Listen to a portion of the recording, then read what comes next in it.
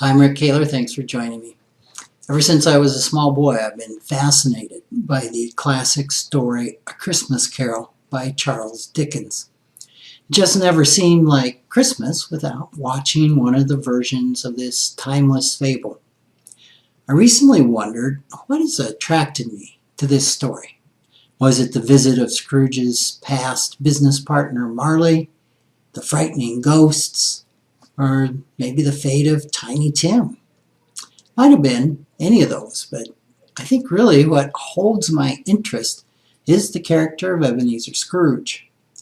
This isn't necessarily because I wanted to take Scrooge as a role model, at least prior to his transformation, but I guess up to a point, being associated with English literature's most famous miser isn't a bad thing for a financial planner, but only up to a point. I'm pleased to have clients think of me as thrifty. I'd prefer they didn't regard me as stingy or miserly. It's really an important distinction because thrift is prudent. It's careful management of money and any other resources. But stingy is a lack of generosity with a connotation of meanness and selfishness. Miserly takes hoarding to a dysfunctional extreme, just like Scrooge did. It really implies a lack of conscious choice. Well, it's that lack of conscious choice which makes Ebenezer Scrooge such a useful figure in my work with clients. The path of his transformation from this desperate place is a metaphor for helping people change the way they think about money.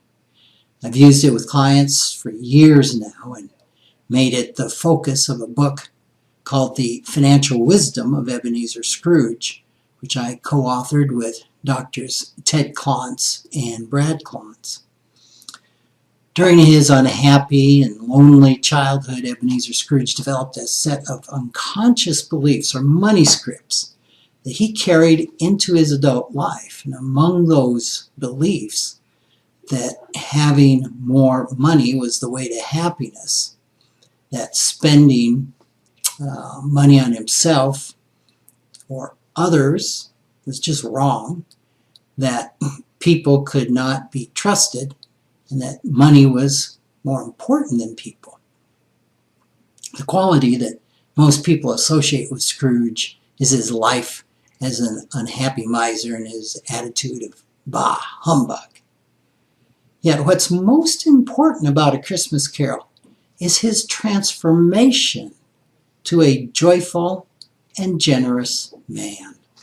The visits of the spirits of Christmas, past, present, and future, help Scrooge understand that his beliefs about money were lacking.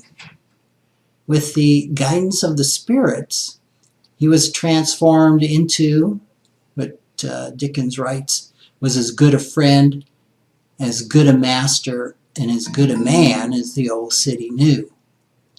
If Ebenezer Scrooge could change his deep-seated, painful need to hoard every penny and be the miser that he was, there is certainly hope for the rest of us to change our destructive financial patterns. Now, we may not have magical ghosts to help transform us overnight. Wouldn't that be nice? But we certainly have the ability, as did Scrooge, to become joyful and generous of spirit. Today's Christmas season is filled with pressures Charles Dickens could not have imagined. The marketing hype, holiday events, expectations from family and society, they all can be really overwhelming. It's a perfect holiday recipe for overspending and other unconscious financial behavior. You might find it helpful to reread A Christmas Carol, not simply for the story, but for some possible insight into your own money scripts. The stress of the holidays can help you begin to identify aspects of your habitual money behavior that you might want to change. In writing A Christmas Carol, Dickens probably intended simply to create a sentimental story celebrating the spirit of Christmas. His talented pen, however, produced a classic piece of literature. And in addition, his psychological insight created a parable that today is as useful as it is enjoyable. Thanks for listening.